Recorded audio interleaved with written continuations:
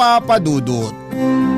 Hindi lang mga ilaw ng tahanan ang handang magsakripisyo para sa kanilang mga anak, kundi maging ang mga tulad namin na haligi ng tahanan. Kaya nga kahit mahirap mapalayo sa pamilya ay tinitiis ko ang lungkot, mabigyan lang na magandang kinabukasan ang aking anak na naiwan sa Pilipinas. Walang gabi bago ako matulog na hindi ko iniisip ang magiging buhay ng anak ko sa hinaharap. Sakaling wala akong ipong pera. Buti na lamang kahit papaano ay napapasaya ako ng programa ninyong Barangay Love Stories na madalas ko pong pinakikinggan online. Tapos isang araw ay naisip kong magpadala na lamang ng sulat sa inyong istasyon upang ibahagi ang aking kwento o Papa Dudut. Bago tayo pumunta doon, magpapakilala muna ako. Tawagin niyo na lamang ako sa pangalang J-Mark. 31 years old at isang OFW dito sa Taiwan. Bali factory worker ako rito at mag-iisang taon pa lamang ngayong 2025. Tubong Quezon City ako at nasa biyanang kong babae ang kaisa-isa kong anak. Mahirap na talaga ang pamilya namin noong araw. Hindi nga ako nakatungtong sa kolehiyo at hanggang high school lamang ang natapos ko.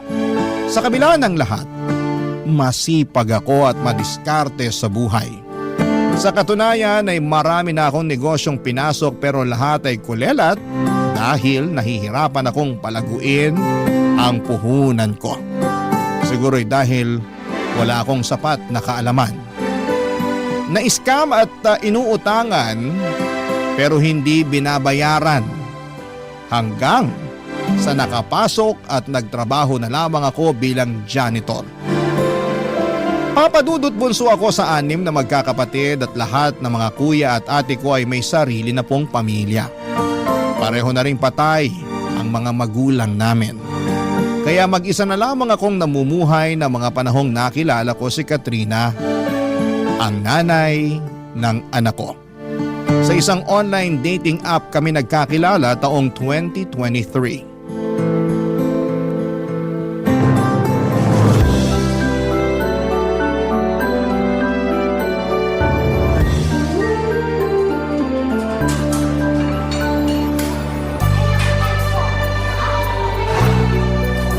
Masarap ba? Sarap ng ano? Yung burger tsaka fries na sinasawsaw mo sa ice cream. Ay, oo naman! Favorite ko tong burger pero mas panalo tong fries na sinasawsaw sa ice cream. Ngayon ko lang nalaman na pwede pala tong gawing sawsawan. Sanay lang kasi ako sa ketchup eh. Kanya-kanyang trip lang naman yan. Madalas ginagawa ko rin yan pag naaalatan ako masyado sa fries nila. Kuya ko nga pala nagturo sa akin yan. Nakita raw niya sa anak niya kaya ginaya niya. Talaga? Ibang klase na rin ang panahon natin ngayon, ano? Bata na yung nagtuturo sa mga matatanda. Pero sigurado ako na tinuruan lang din naman yung pamangking ko ng mga kalaro niya. At salamat din sa pagtuturo sa akin. Hindi kasi ako mahilig sa fries. Kasi tama ka na minsan medyo maalat talaga. Pero ngayon may pangontra na ako sa alat kapag sinawsaw sa ice cream. Mas masarap pa.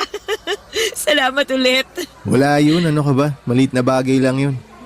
Ang totoo, ako nga ang dapat magpasalamat sa iyo eh. Saan naman? Kasi pumayag kang makipagkita sa akin. Bakit naman hindi? Mabait ka naman, tsaka maayos kang kausap sa chat. Sabihin na natin ganun na okay akong kausap para sa'yo. Pero ano kasi, Kasi ano? baka lang na turn off ka nung sinabi ko yung trabaho ko sa'yo. Na janitor lang ako. Unang-una, walang masama sa pagiging janitor. Pangalawa, marangal na trabaho yun. Hindi ka lang basta janitor ha, kundi janitor ka. Yung serbisyo mo kailangan niya ng isang kumpanya para maging malinis at organisado yung lugar nila. Salamat na ganyan yung naiisip mo. Nahihiya lang kasi talaga ako lalo na kung ikukumpara sa trabaho mo. Kasi nag-uopisina ka, kaya walang binatbat yung trabaho ko sa'yo. Huwag mong sabihin yan. Hindi ka dapat nag-iisip ng ganyan. Sinusubukan ko namang pigilan, pero minsan automatic na yun agad yung naiisip ko. Pero proud naman ako sa ginagawa ko. Kasi sabi mo nga, marangal yung trabaho ko. Tama ka. Sa akin ka makinig. Huwag sa kung sino-sino dyan na wala namang alam, kundi kumpara yung mga ginagawa nila. As if naman may nakikipagkumpetensya sa kanila, no? Niwala nga rin silang ambag sa buhay mo eh. Sa bagay, Maiba nga pala tayo. Ano yun? Kailan ka pala huling nagkaroon ng boyfriend? Parang 2 years ago pa yata yun. Gaano kayo katagal? Nakalimutan ko na nga lang kung ilang taon na kami kasi syempre, kinalimutan ko na siya simula na naghiwalay kami. In fact, kasal na lang talagang kulang sa amin pero life happens. Bakit kayo naghiwalay? Anong dahilan? Siguro hindi lang kami talaga yung nakatadhana sa isa't isa. Tsaka bukod doon, ilang beses na siyang nagloko eh. Ako naman si Gaga, mahilig yata sa red flag. Imbis na hiwalayan ko na siya nung unang beses niya ako niloko, winagayway ko pa sa ere yung pagiging red flag niya. In short, binigyan ko pa siya ng hindi lang isa, kundi maraming tsansa para mas lokohin at saktan ako. Paano mo na-realize na ayaw mo na? Nung malaman ko na nabuntis niya yung best friend ko na paulit-ulit na dahilan ng pag-aaway namin, nasabi ko na lang sa sarili ko na, girl, tama na. Maawa ka na sa sarili mo. Ayun, doon ko na siya hiniwalayan. Grabe rin pala yung ginawa niya sa'yo, no? Nakakatroma. Sinabi mo pa. Kaya nga pagkatapos nun, 2 taon din akong hindi nagpaligaw o nag-boyfriend. Wala na-trauma na sabi mo nga. Tsaka, in-enjoy ko muna yung pagiging single ko nun. Hanggang sa na-realize ko na gusto ko na ulit ma-in love. Kaya ka ba nasa dating app? Oo, tsaka kaya kita nakilala dun. Ikaw, bakit ka naman nasa dating app? Tulad mo, gusto ko rin ma-in love. Nox naman. Swerte mo nakilala mo ako kasi kung hindi mo na itatanong, masarap ako magmahal. Aba, tinawanan lang ako. Hindi ka naniniwala? Ano, sabihin mo, hindi ka naniniwala, no? Pamilyar ka naman siguro sa kasabihan na to see is to believe. Kaya maniniwala lang ako kapag pinatunayan mo. Ibang klase, ako pa talaga yung hinamon. Ayos mukhang palaban ka. Ay, oo naman. Wala yata akong inaatrasan. Sa dami ba naman ng masasakit na pinagdaanan ko sa buhay ko? Sisiw na lang yung mga hamon mo. Kahit sino, lalabanan ko. Lang, baka isipin mo, napakako naman. Wala ako iniisip na ganyan. Naaliw nga ako sa'yo Aba, at ginawa mo pa akong clown ha? Uy, hindi Ano ka? Biro lang.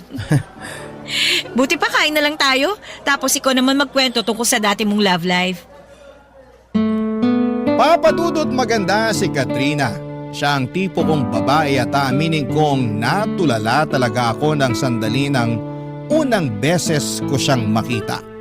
Akala ko nga ay nananaginip lamang ako lalo na nung pumayag siyang makipagkita sa akin.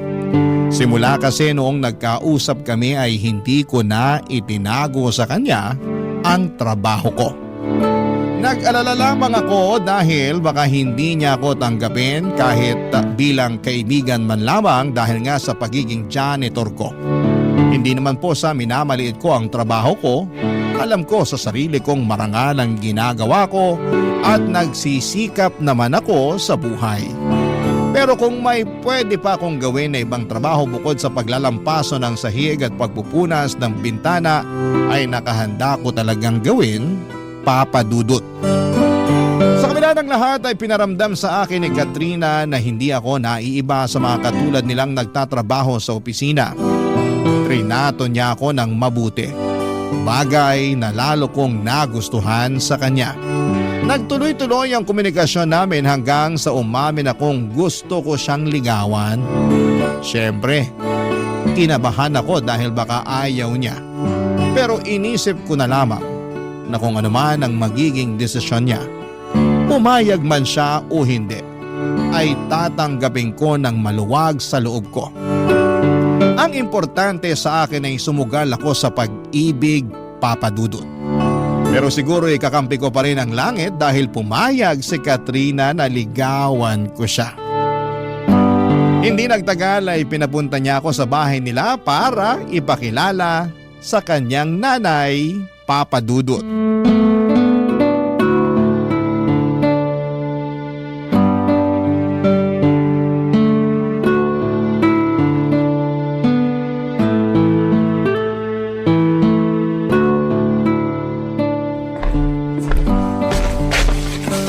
Oh, ito na ang special banana cue ko.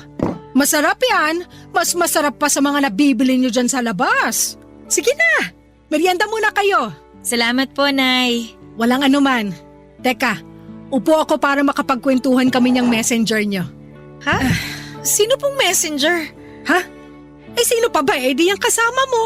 Ako po? Ay oo, ikaw lang naman yung kasama ng anak ko rito sa bahay namin May iba pa ba? May iba pa ba na hindi ko nakikita? Wala na po. Yun naman pala Pero saan po galing yung messenger, Nay? Sa'yo! Sabi mo may paparating kang bisita. Yung messenger ng opisina nyo kamo, siya yun, di ba? Hindi na po natuloy yun. Tsaka hindi po messenger si J. Mark, Nay. Manliligaw ko po siya at pinapunta ko siya rito sa bahay para po makilala nyo. Ganun ba? Nako, sorry iho. Akala ko kasi ikaw yung messenger na kanina pa hinihintay ng anak ko. Ito naman kasing si Katrina hindi nagsabi na hindi na pala tuloy yung hinihintay niya. Napagkamalan ko pa tuloy itong manliligaw. Teka, tama ba yung narinig ko na sinabi mo? Na manliligaw ko po si J. Mark? Oo! Tama naman po. Pero bakit kayo sumisigaw, Nay? Nagulat lang kasi ako. Nagbago na ba ang taste mo sa lalaki? Po? Ano po bang pinagsasabi nyo? Ang alam ko kasing tipo mo yung maputi at saka makinis Kaso tong manliligaw mo hindi naman ganun kaputian. Tingnan mo ang itim-itim ng balat. Mukha pang dry. Parang hindi nasasayaran ng lotion. Sobra naman po kayo magsalita. Totoo naman wag mo sanang mamasamain no, J. Mark. Tama ba? Opo, tama po. Pero, construction worker ka ba? Nay! Bakit? Anong bakit? Kung ano-ano pong tinatanong nyo kay J. Mark Ayos lang naman, Katrina. Walang problema. Siguro gusto lang talaga malaman ng nanay mo yung trabaho ko. Tama! Tama yun! Siyempre bilang nanay mo, responsibilidad kong alamin ang background ng mga manliligaw mo, no? Buti pa si J. Mark naiintindihan ako. Naiintindihan ko rin naman kayo. Pero hindi ko gusto yung tono at yung pagkakatanong nyo. Wala namang masama sa tanong ko. Masyado ka lang kasing sensitibo. Basta balik tayo sa'yo, J. Mark. Ano nga ulit ang trabaho mo? Curious lang ako, wag mo sanang mamasamain, Hindi ko naman po minamasama. Bale, janitor po ako. Yun po ang trabaho ko. Janitor? Yung naglalampaso ng sahig? Naglilinis ng mga basura sa opisina? Opo, yun nga po. Katrina naman! Bakit po? Bumaba na ba talaga taste mo sa lalaki? Hindi lang sa itsura pati na rin sa trabaho ng manliligaw mo.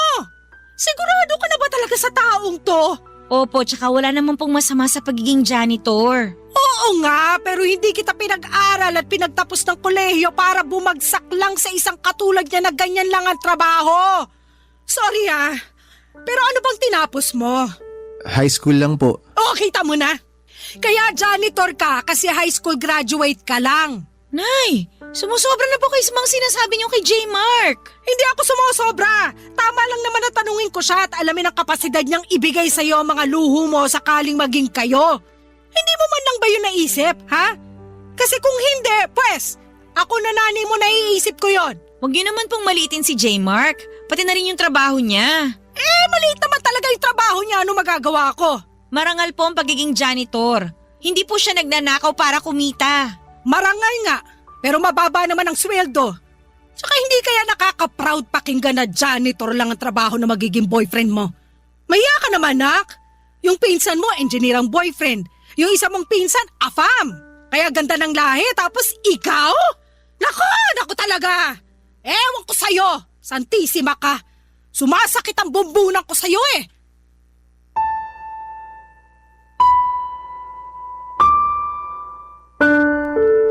Papadudot matagal na simula nang nagka-girlfriend ako. Sa sobrang tagal na nga ay hindi ko na po maaalala. Nahihiya kasi akong makipag-date ng walang panggastos kaya hindi talaga ako pumapasok sa isang relasyon. Kaya nga inabala ko na lamang ang sarili ko sa pagtatrabaho habang nag-iipon. Pero dahil pamahal ng pamahal ang mga bilihin at paminsan-minsan ay nahihingan pa ako ng tulong ng mga kapatid ko ay nababawasan ang ipon ko. Kaya nga aaminin kong pinalaban ako ng husto sa mga sinabi ng nanay ni Katrina tungkol sa trabaho ko. Naisip ko kung kaya ko bang ibigay sa anak niya ang buhay na kinasanayan nito kung sumisweldo lamang ako ng sapat para sa akin. Papadudod para po akong binuhusan ng malamig na tubig ng mga panahong yon. Buti na lamang at nandun si Katrina para saluhin ako at ipagtanggol sa nanay niya. matapos niyang mapansin ang pananahimik ko pagkatapos ng pag-uusap namin. Barangay Love Stories. Barangay Love Stories. Papadudot pinanghinaan ako ng loob matapos akong pagsalitaan ng masasakit ng nanay ni Katrina. Bagaman nagsorry siya sa mga sinabi ng nanay niya sa akin ay napaisip pa rin po ako kung tama pa mang ipagpatuloy ko ang panliligaw sa kanya. Pero sa huli ay na-realize ko na mahal ko na si Katrina at matagal-tagal na rin simula nang pumasok ako sa isang relasyon. Kaya alam ko sa sarili ko na wala akong hindi kayang gawin para lamang mapatunayan sa nanay niya na karapat dapat ako para sa kanyang anak. Ipinagpatuloy ko ang panliligaw kay Katrina hanggang sa sinagot na nga niya ako. Hindi nagtagal ay naging kami at makalipas lamang ang 3 buwan ay nabuntis ko na si Katrina. Plano na sana naming bumukod pero nakiusap ang nanay ng girlfriend ko na doon na lamang muna sa bahay nila kami tumira para makapag-ipon ng pera at mabantayan at maalagaan niya ang kanyang anak. Sumang-ayon kami ni Katrina sa kahilingan ng nanay niya. Kahit na alam ko sa sarili ko na makakarinig na naman ako sa nanay niya ng mga masasakit na salita. At hindi nga ako nagkamali doon, papadudot.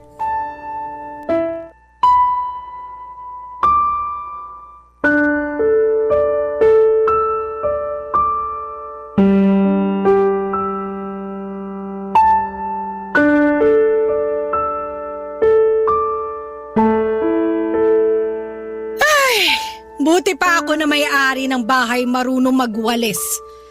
Samantalang yung iba dyan na nakikitira lang, pakape-kape lang, oh. Kapal talaga ng mukha, grabe. Nay, ako po ba yung pinariringgan nyo? O sino pa nga ba? Wala namang ibang tao rito kundi tayong dalawa lang. Excuse nga, J-Mark, ang laki mong kalat. Sobra naman po kayo magsalita. Ngayon lang naman po ako nakapagkape at nagpahinga. Hapon na. Di ba ang pagkakape sa umaga ginagawa? Hindi po kasi ako nakapagkape kanina. Naglaba po ako agad ng mga damit namin ni Katrina. Pati yung mga damit niyo po, sinama ko na. Ha? Bakit mo naman sinama pati damit ko? Para hindi na po kayo mahirapan sa paglalaba, Nay. Paano yung mga ano ko? Huwag po kayo mag-alala. Hindi ko po sinama sa mga nilabang ko yung mga ano nyo. Damit lang po talaga. Tsaka si Katrina po ang nagbukod ng mga labahan nyo. Sabi ko po sa kanya, isabay ko na para mabawasan yung mga gagawin ninyo.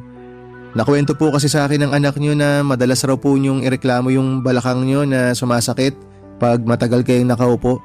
Ganon talaga pag tumatanda pero sa susunod, huwag ka na nga magmamarunong pwede.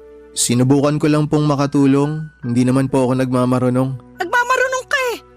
Kunwari ka pang concerned sa akin at sa balakang ko pero akala mo ba? Hindi ko alam na inuuto mo lang ako? Gusto mo makuha ang loob ko para maging mabait na ako sa'yo. Maniwala po kayo o hindi ko po kayo inuuto. Pero totoo po na gusto kong makuha ang loob nyo. Di lumabas din ng totoo dyan sa bibig mo. Nay, ang ibig ko pong sabihin, gusto ko po na magkasundo tayong dalawa. Lalo na po ngayon na magkakaroon na po kami ng anak ni Katrina. Tsaka parang hindi po maganda na may galit kayo sa akin. Nakatira po tayo sa iisang bubong. Yun na nga eh. Kung bakit kasi binuntis-buntis mo pa yung anak ko. Akala ko jojowain mo lang. May plano ka na palang buntisin. Pareho po namin ginusto ni Katrina na magka-baby na. Tsaka nasa tamang edad na rin naman po kami, Nay. Kahit na! Para sa akin lugi pa rin sa'yo yung anak ko at ngayon yung magiging apo ko naman. Dahil po ba janitor lang ako? Oo! Hindi mo naman ako masisisi kung makwestiyon ko kung ano na lang yung magiging hinaharap sa'yo ng anak at apo ko. Hindi nga ako sigurado kung kaya kang buhayin ng sweldo mo eh. Paano mo patutustusan na mag-ina mo, Aber? Meron naman po akong konting naitatabing pera. Hindi rin po ako gastador. Marunong po ako mag-ipon. Tsaka masipag po ako. Oo nga, kasi pati damit ko nilaban mo kahit hindi ko naman inuutos sa'yo. Siguraduhin mo lang na maayos sa pagkakalaba mo doon at hindi ko na uulitin pa dahil pag marumi pa yon, nako! Sisingilin kita sa tubig at sabon na ginamit mo. Sobra naman po kayo makapagsalita sa akin. Hindi yun sobra.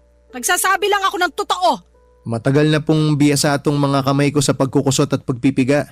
Bata pa lang po kasi ako na naglalaba sa amin. Kaya sinisiguro ko po sa inyo na maayos po yung pagkakalaba ko ng mga damit nyo. O hindi ko naman talaga tinatanong at wala akong pakialam. Nay, wag naman po kayong ganyan. Huwag mo nga akong artehan ng ganyan. Akala mo yata madadala mo ako sa kakaganyan mo. Oh, yung kape na tinimpla, tiniinom mo, malamang ako pa rin ang gumastos niyan, no? Ano, masarap ba? Masarap bang uminom ng kape na hindi mo binili? Masarap po. Sumasagot ka pa? Ay, talaga naman! Wag po kayong mag-alala. Pag sumweldo po ako na pong bahala sa pangkape natin. Pangkape lang? Paano naman yung bigas sa kaulam? Susubukan ko pong makapag-ambag para rin. Bakit hindi buong sweldo mo yung ipambili mo? Kahit po gustuin ko, yung kalahati po kasi ng sweldo ko nakalaan sa panganganak ni Katrina. Ay nako! Dami mo talagang palusot, ewan ko sa'yo! Maniwala po kayo, hindi po ako nagpapalusot. Gusto ko lang po talaga na maging handa kami para sa pagdating ng baby namin. Dapat lang naman talaga na maging handa kayo, no? Lalo na hindi ka mamayaman. Lalong dapat doblehin mo, hindi kaya triplehin mo yung pagsisikap sa pagtatrabaho. Kung kailangan mong gawing araw ang gabi at magtrabaho pa rin na magtrabaho, gawin mo! Wala kang karapatang magpahinga kasi wala kang pera!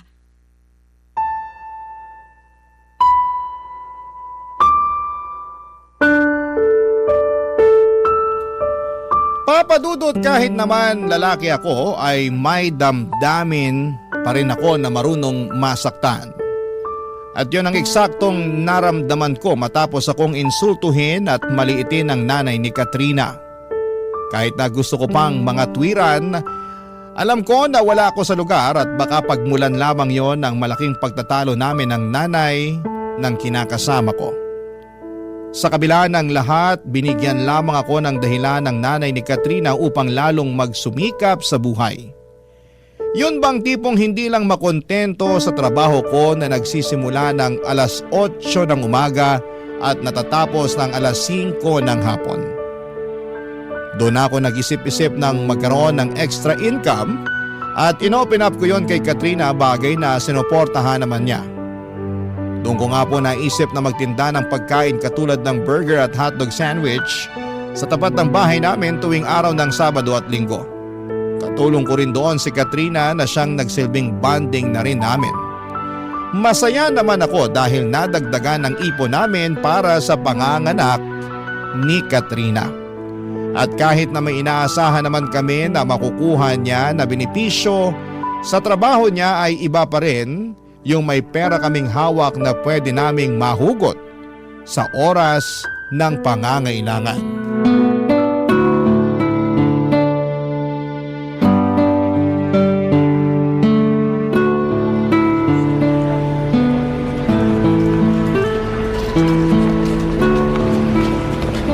Wow! Sold out na naman yung burger at hotdog sandwich natin ah. Maaga tayo makakapagsara nito. Oo nga eh. Dahil dyan pupunta ako sa palengke. Bibili ako ng mga rekado. Magluluto ako ng paborito mong ulam. Alin? Yung menudo? Oo, bakit? May iba ka pa bang gusto bukod sa menudo? Wala na eh. Gusto ko nung menudo mo kasi hindi masarap yung mga tinda dyan sa labasan. Kung hindi matabang, maalat. Tapos meron namang sobrang tamis. Ewan ko ba sa mga yan? Parang joke time yung pagluluto ng ulam na binibenta nila. Di ba pag nagbebenta ka, dapat sinasarapan mo? Mismo, pero sabi mo nga, ewan natin sa kanila. Pero maya-maya ka na umalis ha, maaga pa naman tsaka katatapos lang natin magtinda. Upo muna tayo rito tsaka magkwentuhan muna tayo. Gusto mo ng kape? Timpla kita? Wag na. Sabi kasi ng nanay mo, sa umaga raw dapat nagkakape. At nakinig ka naman kay nanay. Nagkakape pa rin naman ako sa hapon, di ko lang pinapakita. Kasi baka may masabi na naman siya. Tungkol sa bagay na yan, pagpasensyahan mo na si nanay ha. Menopause na kasi yun eh, kaya ganun lang tabas ang dila nun. Ewan ko ba naman sa nanay kung yun? Ayos lang sa akin yun. Nai-inspire nga ako pag pinagsasabihan niya ako ng ganun eh. Na-inspire ka na ano? Na magsikap ng gusto para sa pamilya natin. Oo, masakit yung iba niyang mga sinasabi pero naiisip ko lang na nanay pa rin siya eh. Siyempre gusto niya lang kung ano yung maganda para sa'yo. Tsaka pinangangaralan niya lang ako, yun ang tingin ko ah. Kaya nga imbis na magmukmok o magalit ako sa kanya dahil sa mga masasakit na sinasabi niya sa akin, iniisip ko na lang na yun yung paraan para mas mapalago ko pa yung sarili ko. Kaya mo ba naisip na mag-business ng hotdog sandwich at burger dito sa lugar natin tuwing Sabado at Linggo? Oo. Matagal ko na rin namang sinusubukan magnegosyo pero palaging inaalat eh. Laging minamalas. Ayun, kaya hindi nagtatagal. Oo, bakit naman? Ang iniisip ko na lang baka hindi para sa akin yung mga sinimulan kong negosyo. Kaya nag-concentrate na lang ako sa pagtatrabaho. Pero buti hindi ka pa rin sumusuko, no? Sumuko saan? Sa pagninegosyo? Oo. Naisipan mo pa rin na magtinda kahit na sabi mo nga minamalas ka. Siyempre, dapat subok lang tayo ng subok. Tsaka nasa isip ko, gusto ko kasi talagang magtagumpay. Lalo na tong negosyo na sinimulan natin. Malaki na yung pakinabang nito sa atin kung tutuusin. Extra income sabi nga ng nanay mo. Kung hihintayin ko lang kasi yung sweldo ko, kinsenas katapusan, hindi tayo makakaipon ng malaki-laki para sa paglabas ni baby, di ba? Naiintindihan ko naman na yun talaga yung gusto mong mangyari. Yung makaipon ng malaki. Pero sana, huwag mo pa rin masyadong pagurin yung sarili mo. Na-appreciate ko naman lahat ng pagsasakripisyo mo para sa pamilya natin. Pero huwag ka namang gigil masyado. Baka kasi kumapano ka eh. Kawawa naman kami na magiging anak natin. Walang mangyayari sa akin. Malakas kaya ako. Alam ko naman yun. Pero mabuti na rin yung nag-iingat. Tsaka dapat balanse lang ang lahat. Paano ba yung balanse? Ano, yun bang may oras ng trabaho pero syempre may oras din ng pahinga. Nagpapahinga naman ako ah. Huwag kang mag-alala. Hindi ko lang mapigilan kasi na nakikita ko na halos gawin mo ng araw yung gabi. Ang sipag-sipag mo kaya, wala akong masabi kundi napakaswerte ko talaga sa'yo. Yun lang din naman kasi ang maipagmamalaki ko eh, yung kasipagan ko. Hindi rin. Marami kang mabubuting bagay at katangian na pwede mong ipagmalaki. Una na dyan yung trabaho mo kasi marangal yun. Tsaka wala kang tinatapakang tao. Tsaka hindi ka naman tatagal ng halos 5 taon doon sa pinapasukan mo kung hindi maayos ang serbisyo mo. Totoo rin naman yan. Hindi talaga nila ako madaling mapapalitan kung tutuusin kasi maayos naman ako magtrabaho. Kaya nga dapat mong ipagmalaki yun. Yung mga janitor kasi namin sa office, nako, sandali lang. As in, 1 o 2 buwan, ibang mukha na kagad yung makikita namin. Hindi raw kasi maayos magtrabaho. Tsaka madalas inirereklamo ng mga boss, kaya tinatanggal sila sa trabaho. Pero para sa akin, kahit ano pa yung trabaho mo, basta marangal yan. Dapat minamahal mo ng husto, lalo na sa hirap ng buhay ngayon. Tama. Yung trabaho mo kasi, yan ang sumusuporta at bumubuhay sa pamilya mo. Kaya dapat lang na mahalin at irespeto mo.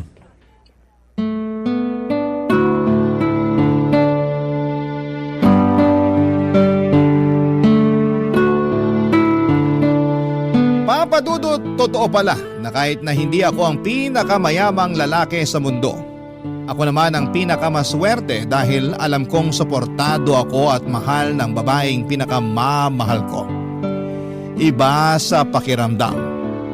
Ang sarap-sarap na tipong kahit nakakapagod ang maghapong trabaho ay mabilis na naiibsan yon ng mga mabubuting salita at papuri sa akin ni Katrina. Simula kasi pagkabata ay hindi ko naranasan sa mga magulang ko ang bagay na yon. Lagi kasi silang nanunumbat at nagagalit. Lalo na dahil sobrang hirap lang ng buhay namin noong araw. Kaya nga Papa Dudut, pinangako ko sa sarili ko na sakaling magkaroon ako ng mga anak ay hindi ko sasabihin ang lahat ng masasakit na salita na sinabi nila sa amin. Yun bang tipong sinisisi nila kami sa kasalanan daw namin kaya kami mahirap. Kaya nga lalo akong magsisikap upang pagdating ng araw Papa Dudut ay maibigay ko sa mga anak namin ni Katrina ang mas komportable at mas maayos na buhay na karapat dapat lang na makamtan nila. Papa Dudut. Barangay Love Stories. Barangay Love Stories. Papa Dudut, habang ipinagbubuntis ni Katrina ang baby namin ay sinubo kami ng kapalaran. Hindi kasi naging magaan ang pagbubuntis niya. Sa katunayan, noong tumungtong sa 3 hanggang 4 na buwan ng kanyang tiyan, ay ilang beses siyang dinugo at isinugod sa ospital. Kaya takot na takot kami, Papa Dudut, para sa kaligtasan ng anak namin. Doon na kami nag-decide na huminto si Katrina sa pagtatrabaho para mas maalagaan niya ang kanyang pagbubuntis. Siyempre nakarinig na naman ako noon kay nanay na dapat ko raw mas pagsikapan ang pagtatrabaho kasi wala nang hanap buhay ang anak niya. Alam ko naman yon, pero hindi ko pa rin mapigilang masaktan sa trabaho or sa pagtrato niya sa akin. At ma-pressure lalo at mas nadagdagan ang gastusin namin, tapos ako na lang mga nagtatrabaho ng mga panahong yon. Pero imbes na panghinaan ng loob ay nagsumikap ako lalo sa buhay. Hindi nagtagal ay pinanganak ni Katrina ang aming anak na lalaki na malusog kahit na kulang pa ito sa buwan o premature papadudot.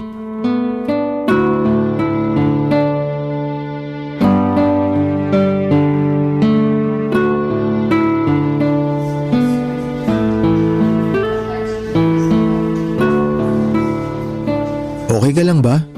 Bakit mukha kang malungkot? May nangyari ba? Wala naman. Pero naisip ko lang kung kailan kaya natin may uuwi sa bahay si baby. Sabi ni Doc, mga ilang araw pa raw nilang kailangan obserbahan si baby. Para daw sigurado tayo na walang problema pag inuwi natin siya. Sana lumaban yung anak natin, no? Sa totoo lang, naniniwala ako na lalaban siya para sa atin. Ay, alam mo, naisip ko kasalanan ko kung bakit nagkaganon ang baby natin eh. Bakit mo naman naisip yan? Pakiramdam ko kasi hindi sapat yung pag-aalaga at pag-iingat na ginawa ko. Hindi totoo yan. Nag-resign ka nga sa trabaho para mas maalagaan mo yung pagbubuntis mo di ba? Oo, pero hindi ko kagad ginawa eh. Sana nung una pa lang nag-resign na ako para mas natutukan ko yung pagbubuntis ko. Naniniwala ako na ginawa mo, na ginawa natin lahat ng paraan para mabantayan at maalagaan sa sinapupunan mo si baby. Kaya wag mo nang sisihin yung sarili mo sa nangyari. Tsaka naipanganak mo naman ng maayos yung baby natin eh. Kailangan lang talaga siyang i-monitor ng mga doktor para masiguro yung kaligtasan niya.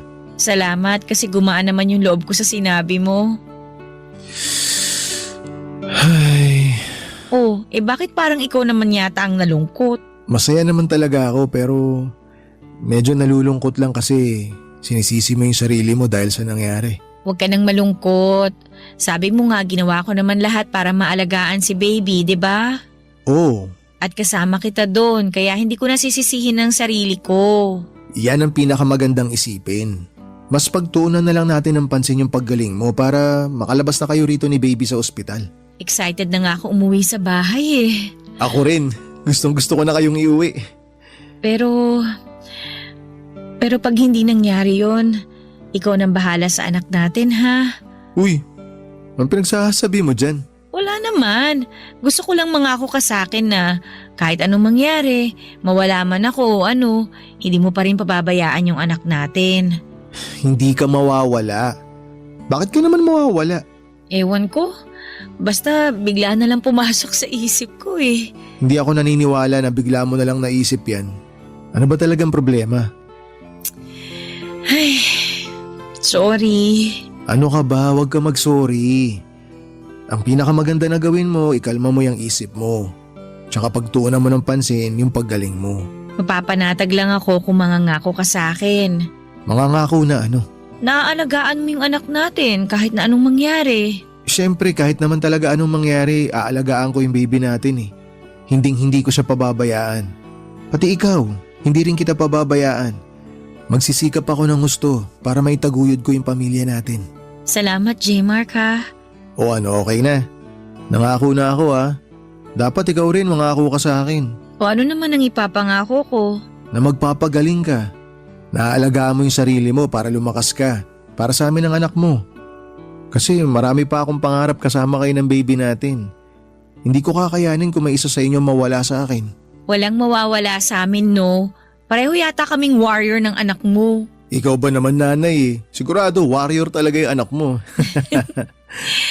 Thank you sa pag-aalaga sa amin ng baby natin. Simula pa lang nung nagkakilala tayo at nalaman nating magkakaanak tayo. Thank you talaga. Mas pinagaan mo yung pagbubuntis ko. Hindi mo kailangan ipagpasalamat sa akin yun kasi masaya ako na alagaan ka. At ngayon, responsibilidad ko na yun bilang padre de pamilya. Kaya asahan mo na gagawin ko ang lahat para maalagaan kayong dalawa ni baby. Pangako yan. Ang swerte-swerte ko talaga sa'yo. Tama talaga yung desisyon ko na tanggapin yung panliligaw mo at sagutin ka. Alam ko na kasi na magiging mabuting tatay ka sa anak natin eh. Salamat at naisip mo yan. Sa totoo lang, matagal ko na rin talagang pangarap maging tatay. At ngayon natupad na.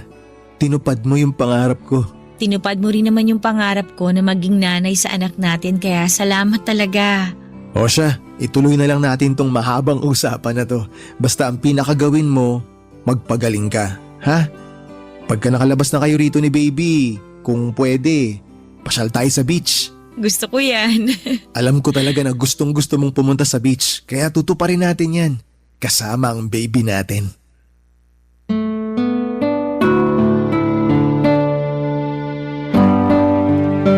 Papadudot, para sa akin ay walang kasalanan ang kinakasama ko sa nangyari sa anak namin.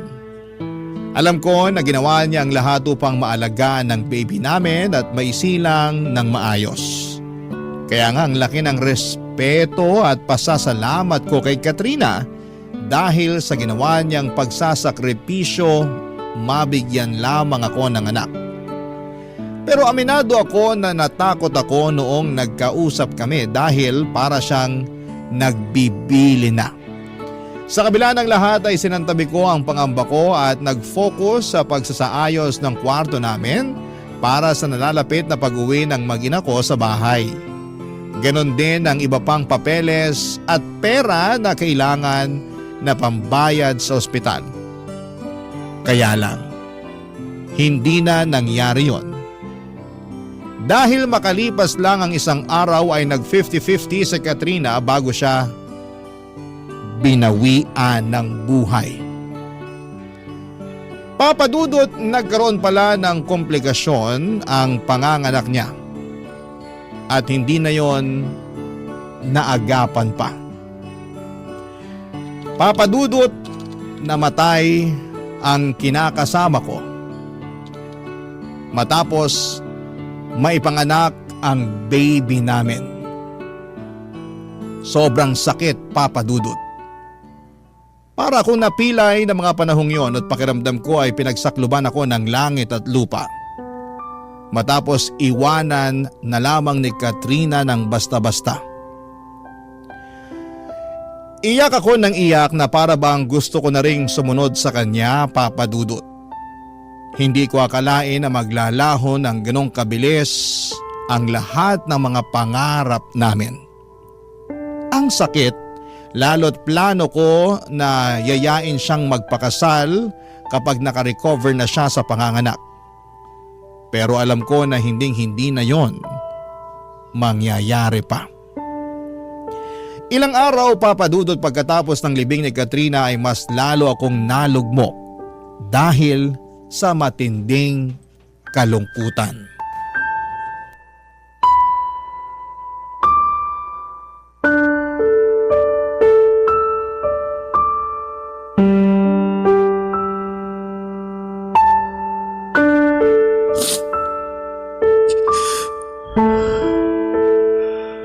Ang daya mo naman, Katrina.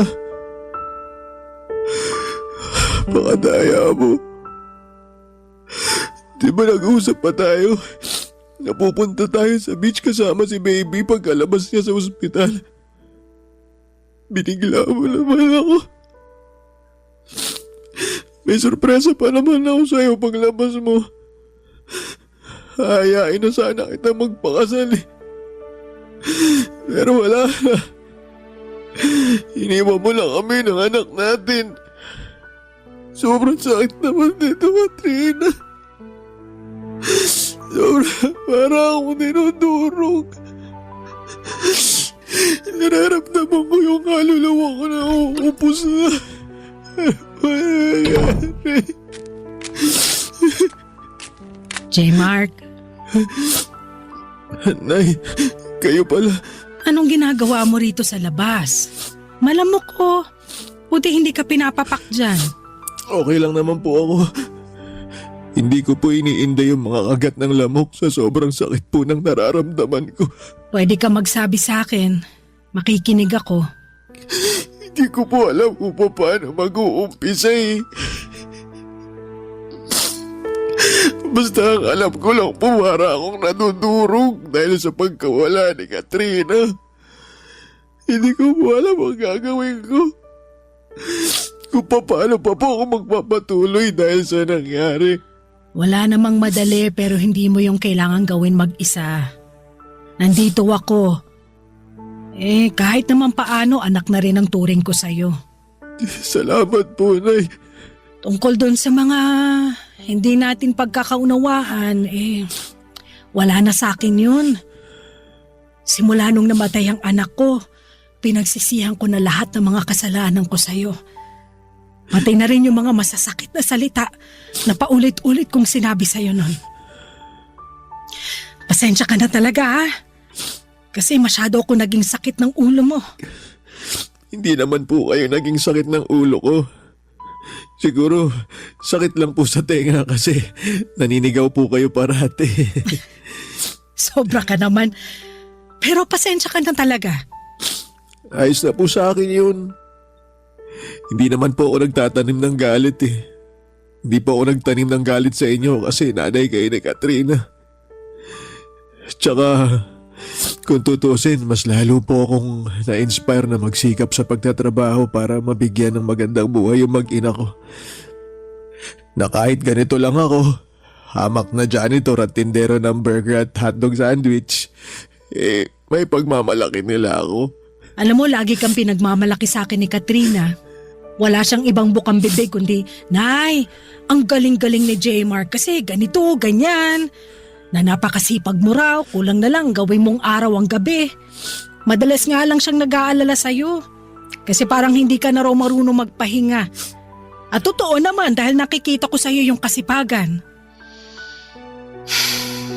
Kaya nga nahiya talaga ako nun sa sarili ko dahil kung ano-anong masasakit na salita ang sinabi ko sa'yo. Hindi lang pagkatao mo ang hinamak ko kundi pati na rin ang trabaho mo. Siguro kasi masyado lang akong nag-alala para sa anak ko.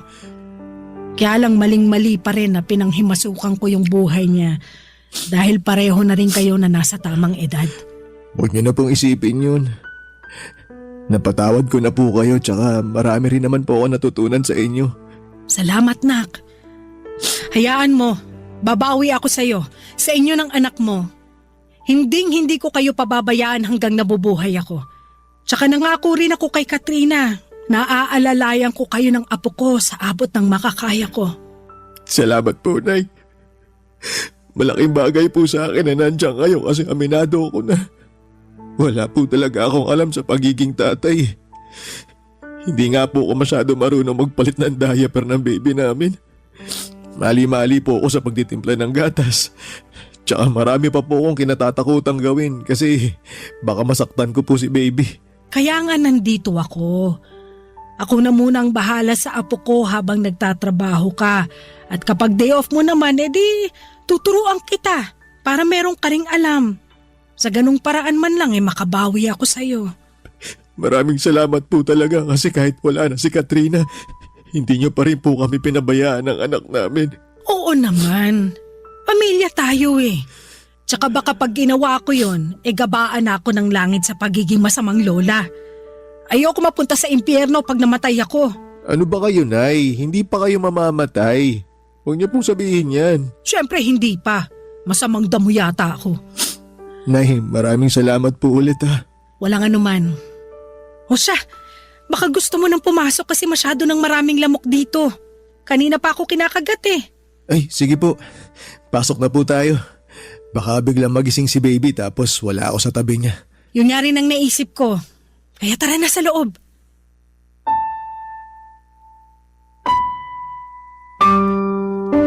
Papadudot malaking bagay sa akin na inalalayan ako ng nanay ni Katrina para makapagtrabaho pa rin at magawa ng maayos ang tungkulin ko bilang tatay sa anak namin.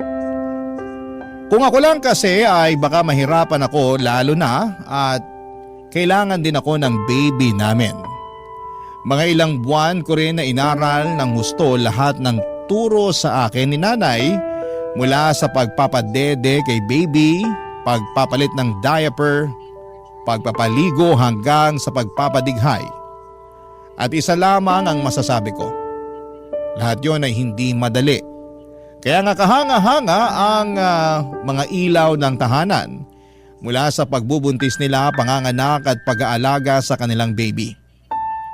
Papa Dudut, hindi nagtagal ay may kumatok na opportunity sa akin na magtrabaho abroad kaya sinunggaban ko na kaagad. Ang plano ko lang ay tapusin ang 3 taon kong kontrata rito upang makapag-ipon ng pera na pangnegosyo sa Pilipinas, tapos ay uuwi na ako para makasama ko na ang baby ko. Nangako naman sa akin si nanay na babantayan niya at alagaan ang anak ko hanggang makauwi ako. Kasama niya sa bahay nila sa Quezon City ang pinsang babae ni Katrina na binibigyan ko na lamang ng allowance para meron ding panggastos. Kahit na mahirap mapalayo sa anak ko, ay wala kong hindi kayang gawin. Mabigyan ko lamang siya ng magandang buhay sa hinaharap. Nasa bawat patak ng aking pawis at luha dito sa ibang bansa ay inspirasyon ko siya. At dala-dala ko sa puso ko ang pangako sa nanay niya na aalagaan siya at itataguyod hanggang sa aking huling hininga. Alam ko kung nasaan man si Katrina ngayon ay proud na proud siya sa akin dahil kinakaya kong magpatuloy kahit na mahirap simula nang mawala siya. Hanggang dito na lamang po ang sulat ko, Papa Dudut. Maraming salamat sakaling mapili po ninyong i-ere ang storya ng buhay ko. Sana'y marami akong na-inspire na mga kabarangay natin sa kwentong ibinahagi ko. More power and God bless sa Barangay Love Stories. Ang inyong kapuso at kabarangay forever, J. Mart.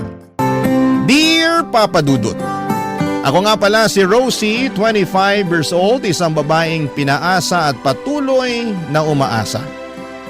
Nakilala ko sa isang dating app si Dom, 40 years old na siya, maganda ang tindigan niya at malakas talaga ang appeal. Kaya naman mabilis din lamang akong na-fall sa kanya, Papa Dudut. Halos 1 buwan kaming nag-usap online bago kami nag-decide na magkita na. Pinaghandaan ko yon, Papa Dudut, bumili ako ng magandang damit at sapatos. Napabili na rin ako ng mahahaling pabango. Nagpa-facial ako at nagpakulay pa ng buhok ko. Ganon ako kainteresado kay Dom. Alam kong masyado pang maaga noon para malaman kung siya na talaga ang nakatakda para sa akin. Pero gusto ko siya na talaga, Papa Dudut. Kaya nga ako na rin ang gumawa ng paraan para hindi na siya bumitaw sa akin. 1 beses pa lamang ako nagkaroon ng karelasyon at masasabi kong ibang-iba. Si Dom, Papa Dudut. Ibang naramdaman kong kilig sa kanya. Kaya naman siniguro ko na liligawan ako ni Dom kapag nakita niya ako sa unang date namin. Nagpa-late nga ako ng dating para kunwari ay may grand entrance. Sa labas pa lamang ay nasilayan ko na siya. Malakas ang naging kabog ng dibdib ko at napakagwapo pala niya sa personal at parang wala siyang 40 kung titignan. Halos hindi ako makapasok noon dahil kinakabahan ako dahil baka hindi ako maging enough sa kanyang paningin. Nilaksan ko na lamang ang loob ko at saka nagpa-sexy habang naglalakad patungo sa kanya. Hindi naman ako nabigo sa reaksyon na inaasahan ko, Papa Dudut. Alam kong nabighani ko siya sa pakending-kending na paglakad ko. Namula pa nga ng bahagya mga pisngi ko dahil nakatitig lamang siya sa akin at parabang gandang-ganda siya sa akin. Nang maupo na ako ay nginitian ko na siya, Papa Dudut. Halos hindi ako makatingin sa kanya ng diretsyo dahil nakatitig lamang siya sa akin. Alam kong liligawan na niya ako noon, ramdam na ramdam ko na, Papa Dudut.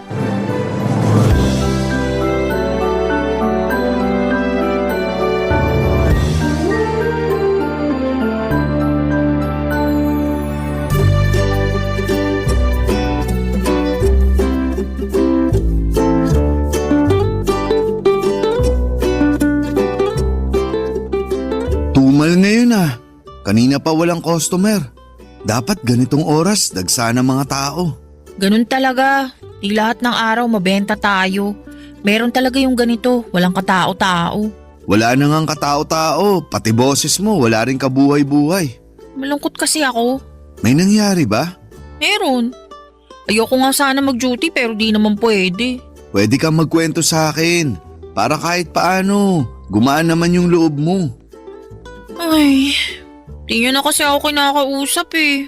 Ha? Sino? Sino pa ba? E di yung kinukwento ko sa'yo nung nakaraan. Yung lalaki na nakilala ko sa clan. Yun ba? Akala ko di na kayo nag-uusap nun. Sabi mo pa nga nakakatamad siyang kausapin, di ba? Oo, nung una. Pero mali pala ako. Buti na lang nireplyan ko pa rin yung text niya. Binigyan ko ng chance na makilala siya ng husto. Pero sabi mo hindi ka na niya kinakausap, di ba? Oo. Kailan pa? Nagsimula nung isang araw tapos hanggang ngayon. Tinadtad ko na nga siya ng text eh. Sinubukan ko ring tawagan pero cannot be reached naman. Hindi ko naman alam kung anong rason kasi okay naman kami tuwing nag-uusap kami. Yung totoo, in love na nga ata ako sa kanya eh. Patay tayo dyan. Baka naman naramdaman niyang in love ka na sa kanya kaya di na siya nagparamdam. Ganun ba yun? Minsan, oo. Siya kaya yung una nagsabi sa akin na gusto niya ako. Tapos sabi ko di pa ako ready ulit makipagrelasyon kasi nga kakabreak ko pa lang si ex-boyfriend ko. Nakwento ko yun sa'yo ah. Oo, iyak ka pa nga ng iyak sa akin nun. Ang pangit ko ba ng mga oras na yun? Hindi naman, sakto lang. Grabe ka naman sa akin. Kaibigan ba talaga kita? Oo, kaya nga sinasabi ko lang yung totoo. Ay, nako, ang prangka mo kahit lalaki ka. Wag mo nang ibayin yung usapan. Anong sabi niya nung sinabi mo hindi ka pa ready makipagrelasyon ulit? Willing to wait daw siya. Pero hindi nawala yung sweetness niya. Yung pagiging caring at thoughtful kagaya nung una. Kaya na-inlove na rin ako. Sinabi mo ba yan sa kanya? Sasabihin ko pa lang sana kaso hindi na nagre-reply eh. Tapos hindi ko na matawagan number niya. Palagay mo, may nangyari kayang masama sa kanya? Hindi ko alam pero palagay ko niloko ka lang niya. Hindi totoo na in love siya sa'yo. Talaga? Bakit naman niya gagawin yun eh wala naman siyang mapapala sa akin? Hindi ko alam pero malay mo, ginawa ka lang niyang pampalipas oras. Tapos nung nagsawa na siya, di ka na niya nireplyan. Nagkita na ba kayo? Hindi pa. 2 linggo pa lang naman kami nag-uusap eh. 2 linggo pa lang naman pala. Makaka-move on ka rin doon. Paano eh mahal ko na nga siya. OA man kung tutuusin pero kahit na sandali pa lang kami nag-uusap at hindi naging kami, broken hearted na ako. Hirap sa'yo, dali mong magtiwala sa mga lalaking nakaka-text mo. Mabait kasi sila sa akin at alam mo naman type ko 'di ba? Sweet, caring, thoughtful. Kaya lang kayong mga lalaki talaga sa una lang kayo magaling eh. Oh, wag mong latin. Okay sige, pwera sa'yo. Saka sa mga tatay natin. Pero yung iba ganun na lahat. Ay, pakiramdam ko tuloy. Magkakasakit ako kasi broken hearted ako. Kung totoong mahal ka niya at kung para kayo sa isa't isa, babalik yun. Pag hindi, hayaan mo na lang siya. Sana nga ganun lang kadali yun.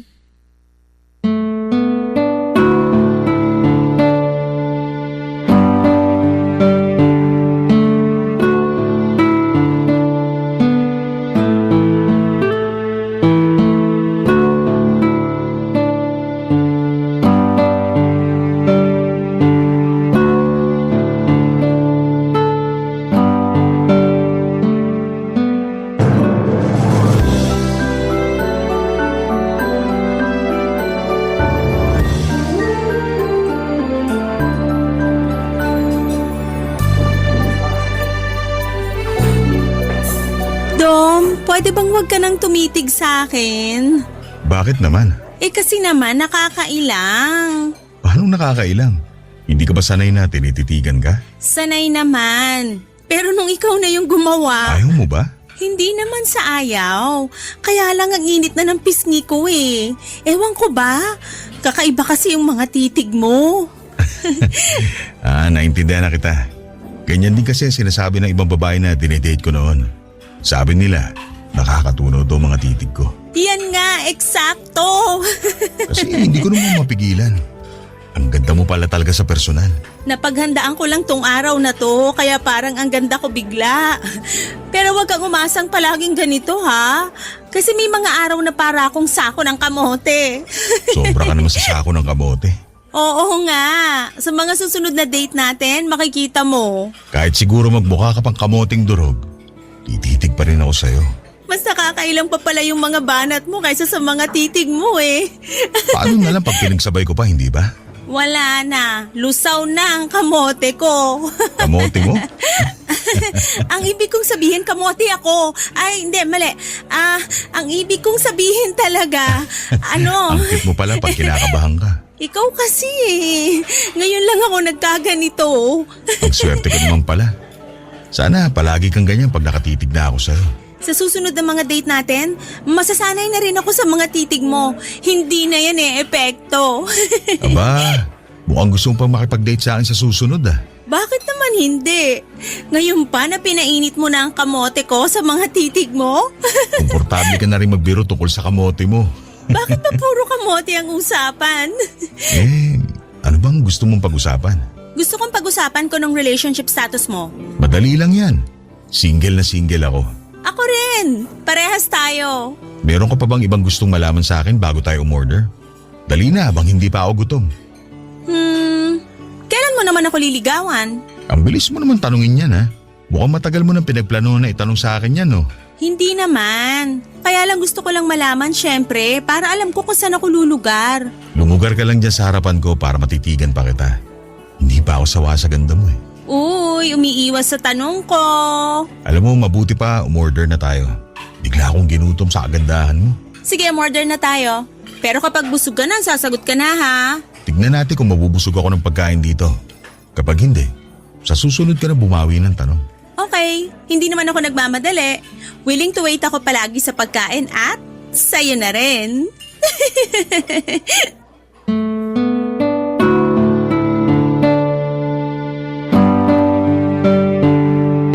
Dinaan ko na lamang sa biro ang huling sinabi ko bago tawagin ni Dom ang waiter para umorder, Papa Dudut. Sa totoo lang ay pambawi ko lamang yung biro na yon para matakpan ang pagkakapahiya ko. Halata namang umiiwas si Dom sa tanong ko tungkol sa panliligaw. Alam ko namang makakakuha ko ng positibong sagot sa kanya dahil nakita ko naman na interesado siya sa akin. Kaya ang confident ko lang din na magtanong kung kailan niya ako liligawan, kaso mali pala yon. Dapat pala ay hindi ko muna binitawan ang mapangahas na katanungan na yon. Nagkunwari na lang ako na okay ako at nakipagkwentuhan na lamang sa kanya sa ibang bagay. Ako na rin mismo ang naglihi sa usapang ligawan dahil masaya ang date na yon pero alam kong may kulang. Panay ang tanong ko kung may balak pa ba akong ligawan ni Dom. Yun na bang huling date namin? Inasahan kong hindi na niya ako aayain pa na mag-date dahil hindi naman niya ako sinabihan kung niligawan niya ako. Pero makalipas ang 1 linggo ay inaya ulit niya akong mag-date. Nagkaroon muli ako ng pag-asa kahit papaano. Pero hindi na ako nagtanong pang muli, Papa Dudut. Hahayaan ko siyang magkusang magsabi sa akin na nililigawan na niya ako. Nakailang dates na rin kami pero bigo akong marinig sa kanya kung niligawan ba niya ako o hindi. Nangangati na akong tanungin sa kanya kung ano ba kaming dalawa. At doon ko nga napatunayan na sa hirap palang maging babae talaga, Papa Dudut. Hindi ka makapagtanong kung ano ang namamagitan sa inyong dalawa dahil napapangunahan ka ng hiya. Pero alam kong kailangan ko ng alamin bago pa ako mahulog sa kanya ng mas malalim. Sa sumunod na date namin ay naglakas ako ng loob na magtanong sa kanyang muli, Papa Dudut.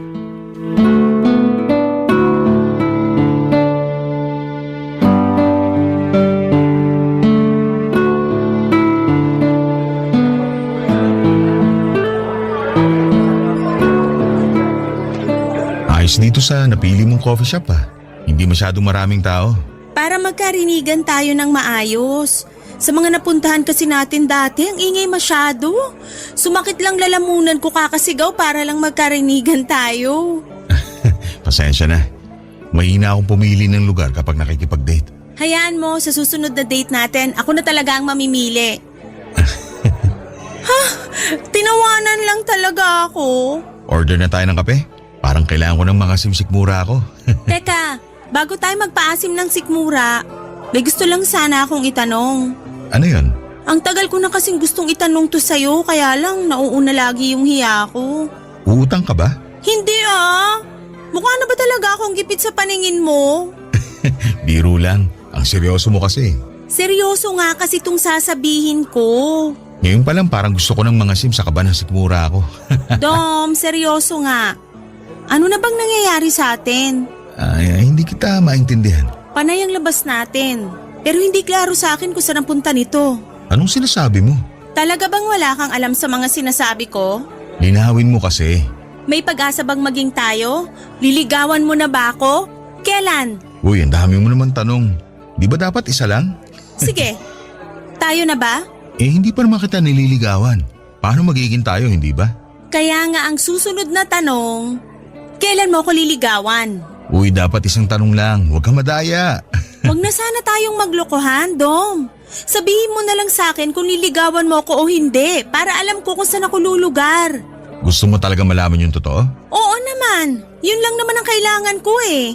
Meron akong balak ligawan na ibang babae. Bakit pala niyaya mo pa ako makipag-date? Masama ba? Single ka. Single ako.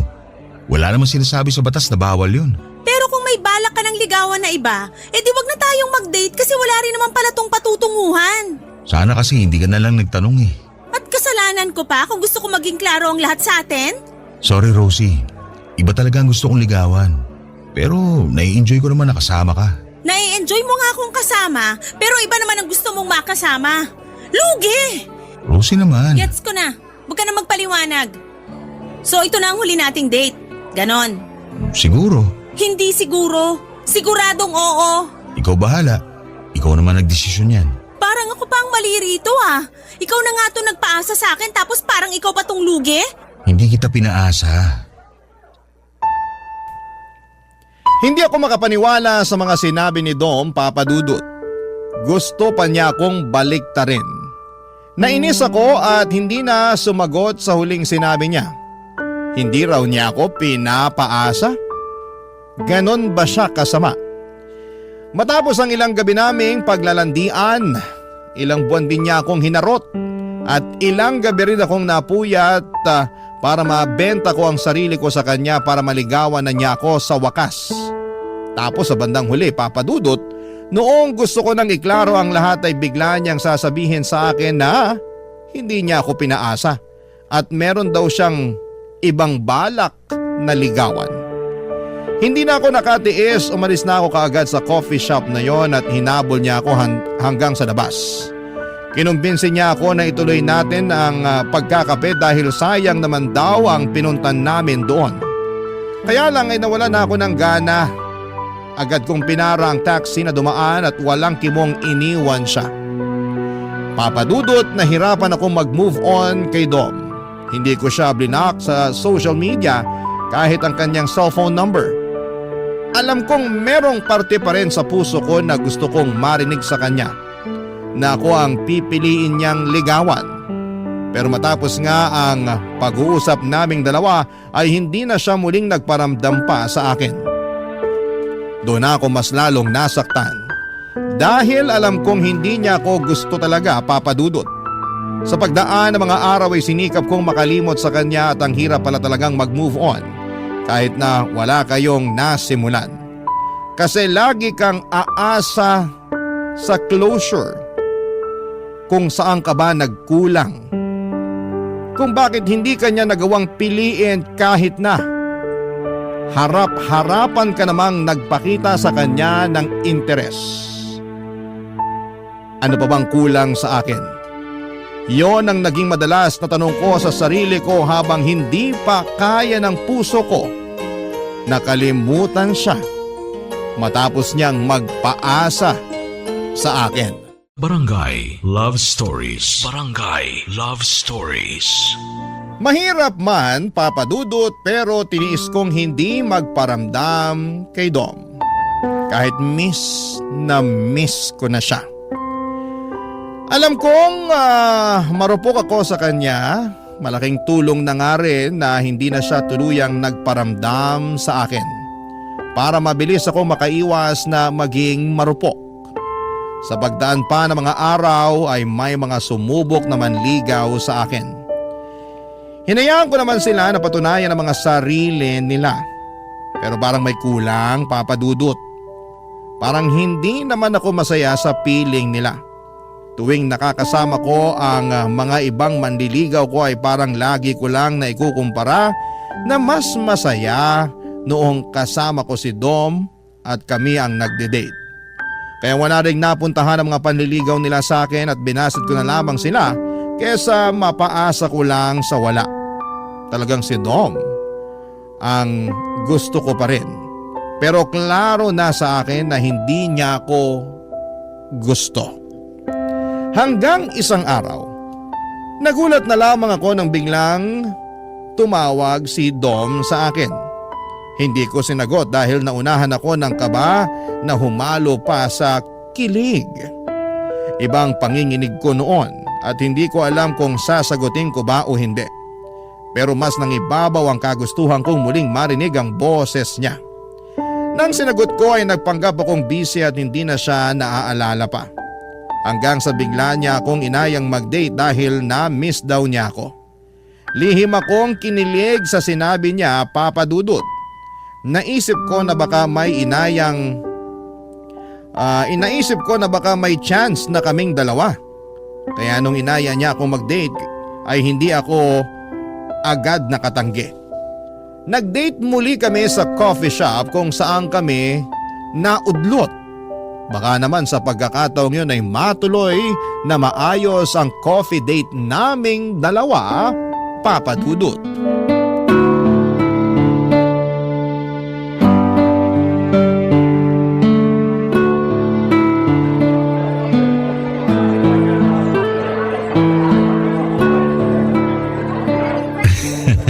Nakakatawa.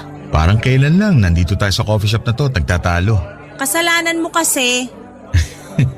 Oh, tawa lang uli. Hindi lang ako makapaniwala na mabibigyan mo ulit ako ng second chance. Naglakas loob lang talaga akong tawagan ka. Kahit na pakiwari ko, hindi ka pa natatauhan. Hindi pa nga. Pasalamat ka na lang talaga. Thank you ah. Ang tibay ng helmet mo. Akala ko mapapahiya na ako eh. So ano bang ibig sabihin itong date natin ngayon? Ano bang gusto mo maging ibig sabihin ng date natin ngayon? Ayan ka na naman ah. Mukhang red flag ka na naman sa akin. Joke lang. Ano ba? Gusto kong malaman kung mag-aaksaya ba ako uli ng oras sa'yo o may pagbabago na ba sa feelings mo para sa akin? Hindi naman nagbago ang feelings ko para sa'yo.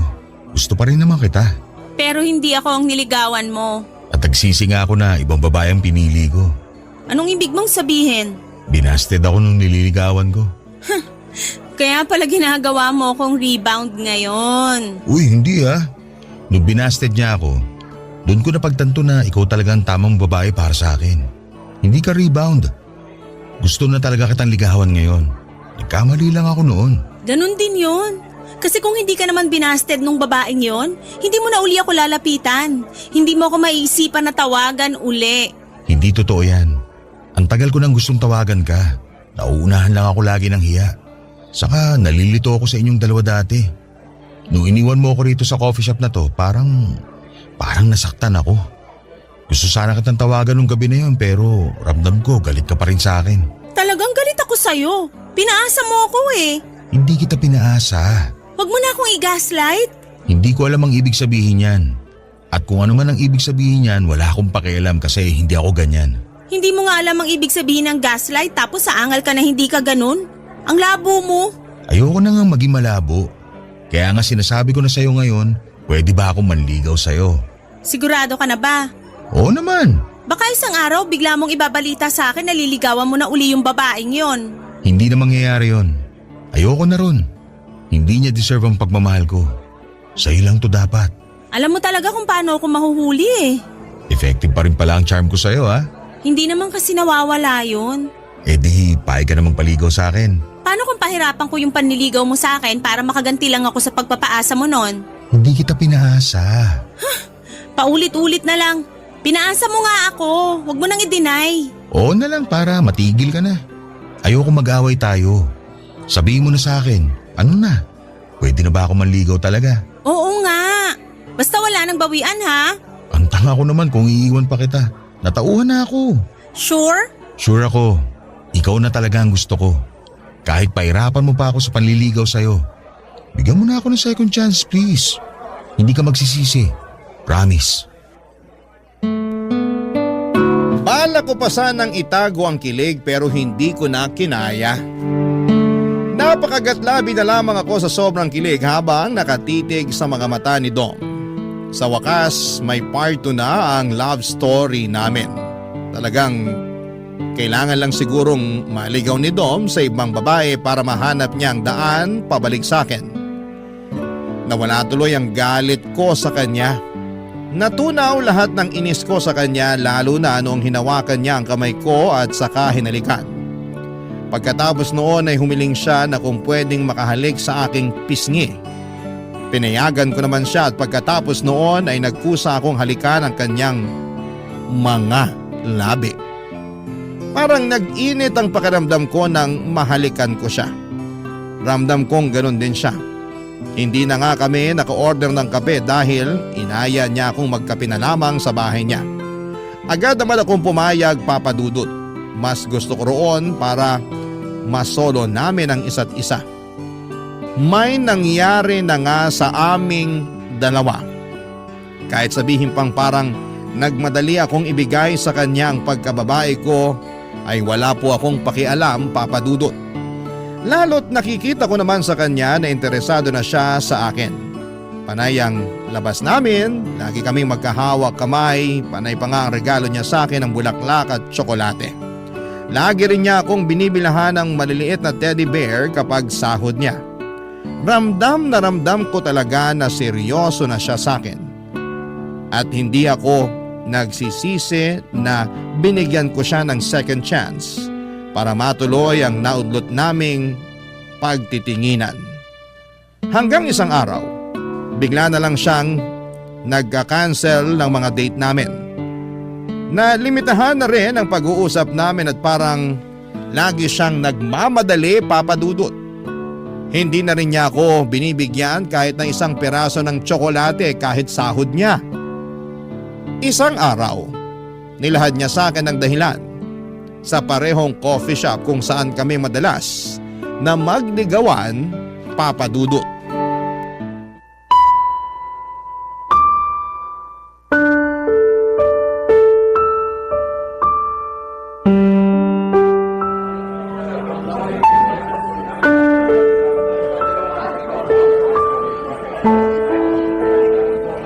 Mabuti naman at pumayag ka na makipagkita sa akin. Nakakatampo ka na ah. Pasensya ka na talaga, Rosie. Okay ka lang ba? Oo naman. Okay pa ba tayo? Oo. Bakit biglang nabulol? Nabigla lang ako sa tanong mo. Ako nga tong nabibigla sa mga reaksyon mo eh. May problema ba tayo? Wala naman. Naging busy lang talaga ako. Dati ka pa naman busy, pero nagagawa mo pa rin akong pansinin. Ngayon parang wala na ako sa'yo eh. Kung hindi pa ako magagalit sa chat, hindi ka pa magre-reply sa akin. Hindi ko naman kasi madalas hawak ang cellphone ko ngayon. Ang dami mong dahilan. Sumasagot lang kasi ako sa tanong mo. Alam kong may problema, kahit ilang beses ka pang mag-deny sa akin. Wala nga. Dom, please. Huwag mo naman akong hayaan na mag-overthink lagi. Hindi na ako makakonsentrate sa trabaho ko dahil lagi kong iniisip kung may problema tayo. Paulit-ulit naman, Rosie. Sabi ngang wala. Umorder ka na nga lang ng kape para makauwi na ako. At ngayon nagmamadali ka naman. Ilang linggo ka nang hindi nakikipagkita tapos ngayon parang gusto mo na ako agad itaboy? Hindi kita tinataboy. Ayoko lang gabihin sa daan kasi matraffic ngayon. Biyernes pa naman. Kailan ba hindi naging matraffic sa Manila? Ayusin mo naman yung dahilan mo. Ano ba gusto mong marinig sa akin ha? Nakakairita na eh. Yung totoo. Ano Dom? Ayaw mo na ba sa akin? May gusto ka na bang ligawan na iba? Wala akong ibang gustong ligawan. Pero paano ko? Itutuloy mo pa rin ba yung panliligaw sa akin? Ay, nako. Bumuntong hininga pa talaga. Ayaw mo nang manligaw sa akin? Nahihirapan ka na bang mapasagot ako? Kasi kung naiinip ka na, pwede na kitang sagutin ngayon. Hindi mo kailangan gawin. Mabuti na lang din at nabanggit mo yan kasi parang gusto ko munang ihinto panliligaw ko sa'yo. Ano? Parang hindi pa itong tamang oras para manligaw ako. Mabuti na lang talaga at hindi mo pa ako sinagot. Baka kasi gusto mo nang manligaw sa iba. Katulad ng ginawa mo sa akin noon. Hindi ganun ang sitwasyon ngayon. Naisip ko lang na hindi ko pa kaya na magkaroon ng karelasyon. Bakit biglang nagbago ang desisyon mo? Imposibleng walang third party to. Ang lala naman ang pagdududa mo sa akin. Alam ko nagkamali ako noon.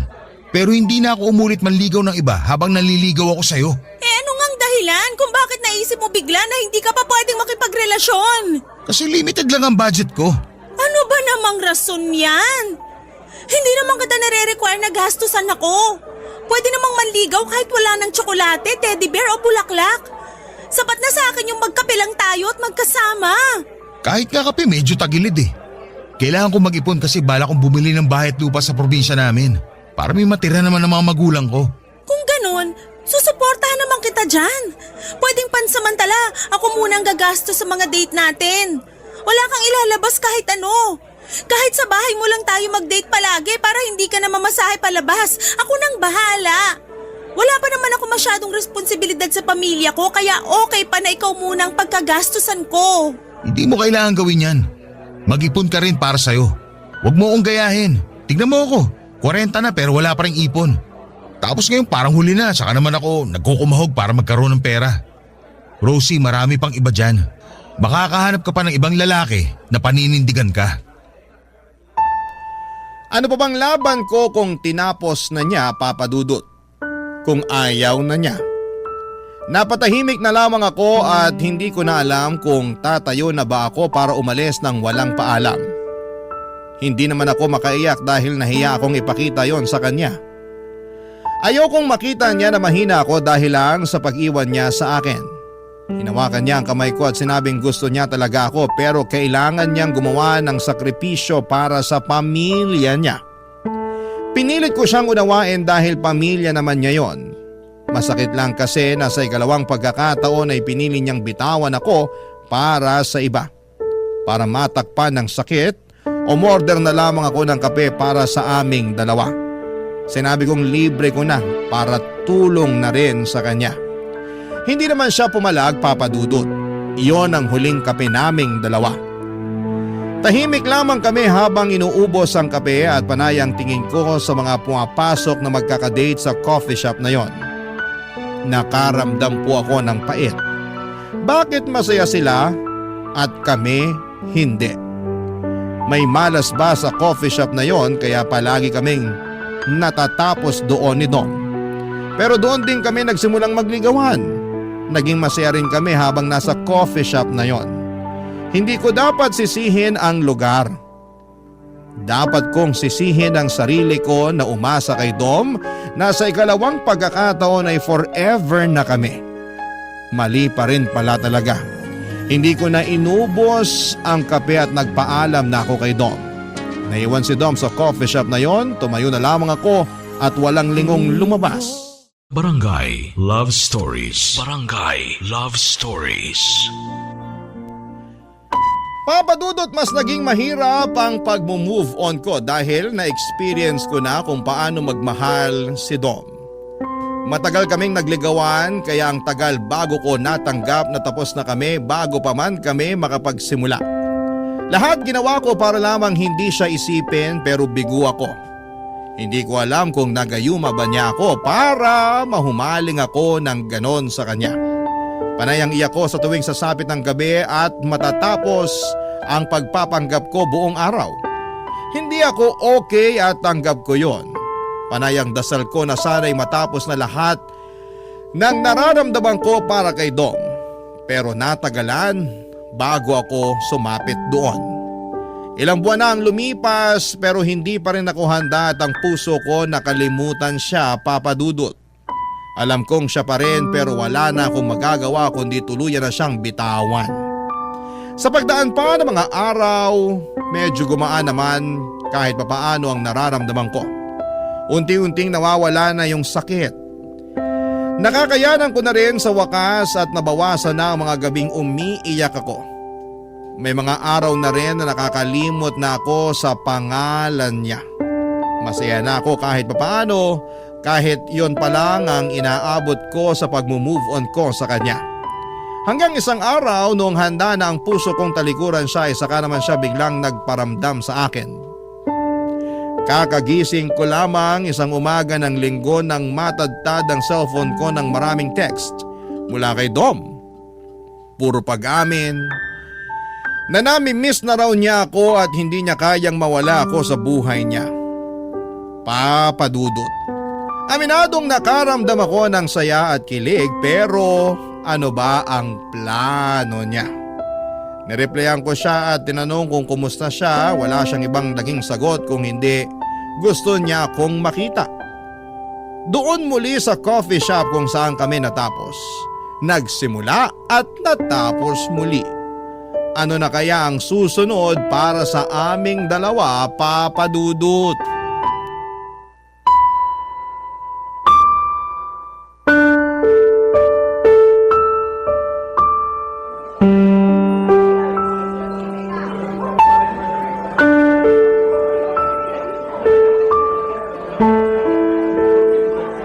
Diretsahan na. Bakit bigla mong tatadtarin ng mga text yung cellphone ko? Masama ba? Masama talaga. Tinapos mo na tayo, di ba? Dapat hindi ka na nagpaparamdam pa. Oo, pero… Pero gusto mo uli akong paasahin. May third eye ka ba? Kasi parang ramdam mo ko eh. Ramdam mo kung kailan kaya ko nang bumitiw sa'yo. Saka ka biglang lalapit para testingin uli ako. Hindi totoo yan. Namiss lang talaga kita. Sinungaling. Totoo yun. Kung alam mo lang kung gaano kahirap sa akin na masanay na wala ka na ulit sa akin. Ang hirap. Huwag mo nga akong daanin sa drama. Kung nadaan mo ako sa ganyan dati, ibahin mo ngayon kasi kaya ko na. Kaya ko nang bitawan ka. Kung totoo yan, bakit nandito ka ngayon? Bakit parang nakakapit ka pa rin sa ating dalawa? Kasi, curious ako. Curious o gusto mo pa rin ako? Curious. Yun lang talaga. Hindi ako naniniwala. Kita ko sa mga mata mo na namiss mo rin ako. At masaya kang nakita ako ngayon. Ang kapal din naman ang mukha mo. Kinakapalan ko na talaga ang mukha ko para lang maamin sa'yo ang totoo. Namiss kita, Rosie. Ang hirap pala na wala ka sa buhay ko. At bakit ngayon lang yan? Ilang buwan mo akong hinayaan? Kasi alam mo naman may kailangan ako isakripisyo, hindi ba? Ako na lang lagi sinasakripisyo mo kapag nagigipit ka. Kasi alam ko maiintindihan mo ako. Kasi wala naman akong ibang choice. Kahit hindi kita intindihin, wala pa rin ako ibang magagawa kundi tanggapin yung pagtalikod mo sa akin. Wala na ako ibang masasabi kung hindi sorry. Yun lang ang kaya kong gawin. Sana pala hindi ka na lang nakipagkita kung sorry lang ang sasabihin mo. Kasi okay na ako eh, kahit hindi ko yan matanggap sa'yo. Pero hindi okay sa akin na hindi makahingi ng sorry sa lahat ng nagawa ko sa'yo. Patawarin mo sana ako. At kung mapatawad kita ngayon, anong mangyayari? Kung meron man akong gusto mangyari ngayon, walang iba kundi magkaayos tayo at sana mabigyan mo ako ng third chance. Third chance mo mukha mo. Wala na ba talagang pag-asa, Rosie? Isipin mo lahat ng ginawa mo sa akin. Saka mo itanong kung dapat ba kitang bigyan ng third chance. Alam ko mahirap na pagbigyan mo ako ulit ngayon. Pero makakasiguro ka na hindi magiging mali ang desisyon mo kapag bumalik ka sa akin. Natuto na ako. Na-realize ko na hindi ko kayang wala ka. Tapos iiwan mo uli ako kapag may gulo na naman sa buhay mo. Hindi na mangyayari yun. Kung may problema man ako, hindi na ako bibitaw. Natuto na nga ako. Ayoko nang mahalin ka, Dong.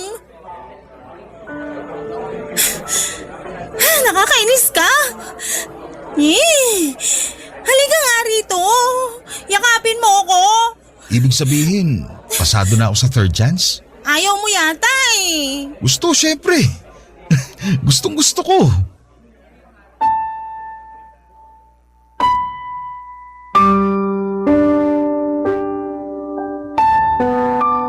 Napaiyak na lamang ako nang lapitan ako ni Dom para iyakapin. Nagpalakpakan ang mga tao sa paligid namin at akala ata nila ay nag-propose si Dom sa akin. Hindi naman namin sila kinorek dahil masyado kaming masaya noon, Papa Dudut. Yung manager nga sa coffee shop ay nag-offer ng libreng $2 Amerikano para sa aming dalawa. Masaya daw sila na doon namin piniling i-celebrate ang panibagong milestone sa buhay namin. Kahit papaano ay gumaan ang pakiramdam ko at naisip kong tama lang na bumalik ako kay Dom. Parang sign yun ng Diyos na nasa tamang tao ako dahil lahat ng tao sa paligid namin ay masaya para sa amin. In-enjoy namin ang libreng kape at nang maubos namin yon ay inaya niya akong pumunta na sa bahay niya para maglambingan. Muli na namang may nangyari sa amin, Papa Dudut. Namiss namin ang isa't isa at ramdam ko yon sa bawat hawak sa akin ni Dom. Dinoble ni Dom ang pagbawi niya sa mga pagkukulang nito sa akin. Naramdaman ko na parang muling may nagbabago na sa kanya. Kahit may mga problema siyang pinagdaraanan ay sinisigurado niyang hindi na niya ako basta-bastang bibitawan. Talagang nagbago na siya. Minahal ko na siya at hindi ko na pinatagal pa ang panliligaw niya. Sinagot ko na siya at naging opisyal na kaming dalawa at naging okay na ang mga sumunod na buwan sa aming dalawa. Plano na nga niyang pakasalan ako sa susunod na taon, Papa Dudut, basta makaipon. Mahal na mahal ko na talaga siya at ginawa ko ang lahat para lamang manghinayang siyang iwanan ako kung sakali man. Wala na akong ibang lalaking gustong makasama kundi siya lamang, Papa Dudut. Ilang beses akong nagdarasal sa buong araw para lamang magpasalamat dahil binalik niya sa akin si Dom.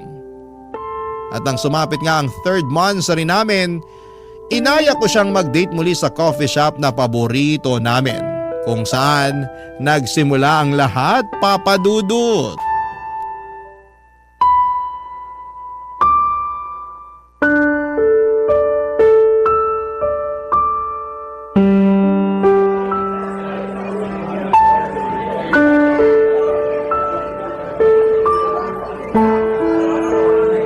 Bakit ngayon ka lang?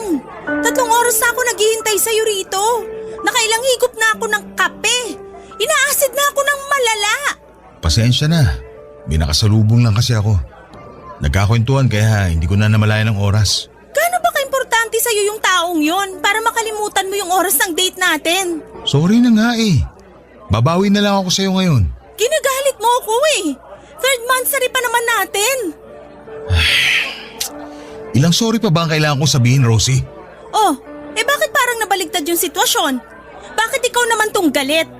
Ako nga to naghintay sa'yo rito at munti ka nang maging diabetic dahil sa dami ng cake na nilantakan ko, wag lang mapaalis sa mesa na to. Bakit kasi ganyan ang atake mo sa akin? Kararating ko lang binungangaan mo na kagad ako. Sana inintindi mo muna ako. Kasi pinaghintay mo ako eh. Minsan lang naman ako na-late sa mga lakad natin. Minsan nga lang pero tinaon mo pang monthsary natin. Alam mo, ayoko makipag-away sa'yo. Aalis na lang ako. Teka, sorry na. Nainis lang ako kasi kanina pa kita gustong makasama. Eh di yan ang sabihin mo. Hindi yung mga away ka na lang bigla. Bakit parang ibang tono mo ngayon? Ha? Hindi ah. Kilala kita, Dom. May problema ba? Ikaw nga to may problema. Ikaw to nang-aaway tapos bigla mo ipapasa sa akin yung issue. Hindi eh. Alam ko na yung galawan mo eh. Anong meron? Sige, maging tamang hinala ka na naman. Alam mo, mabuti pa. Maghiwalay na lang tayo. Dom? Sino ang nakamit mo kanina? Bakit? Ayokong maging tamang hinala. Pero hindi ka naman kasi ganyan dati. Mahaba ang pasensya mo sa toyo ko. At hindi ka basta-basta nakikipaghiwalay maliban ngayon. Dom, umamin ka. Anong nangyari kanina habang wala ka rito? Wala nga. Huwag mo nga pairalin yung toyo mo. Nakakairita na eh. Bukas na lang tayo mag-usap pag kalmado ka na. Alis muna ako. Dom, please! Mag-usap tayo! Kinakabahan ako sa'yo! Alam mo, ayoko sa lahat yung masyado naghihinala. Maghiwalay na lang talaga tayo. Ayoko na. Bakit ang bilis mong umayaw? Anong nangyari kanina, Dom? Anong nangyari? Rosie, ayoko na. Narealize ko ngayon na hindi pala talaga kita gusto. Napatunayan ko na lang na tama ang feelings ko nung binungangaan mo ako. Anong nangyari, Dom? Sabihin mo sa akin. Hindi ka magdedesisyon ng biglaan kung wala lang. Gusto mo talaga malaman ng totoo? Oo. Naalala mo yung niligawan ko dati? Yun ang busted sa akin? Yung babaeng pinili mo kaysa sa akin? Siya yung kasama ko kanina. Ano na naman to, Dom? I'm sorry, Rosie. Ayoko na maging unfair sa'yo. Mahal ko pa rin pala siya. Dom, ilang beses mo ba akong gaganituhin? Huli na to. Babalik na ako sa kanya. Liligawan ko ulit siya. At kapag binasted ka na naman niya? Hindi niya na ako binasted, Rosie. Sabi niya pwede ko na siyang ligawan. Kasi type na rin daw niya ako.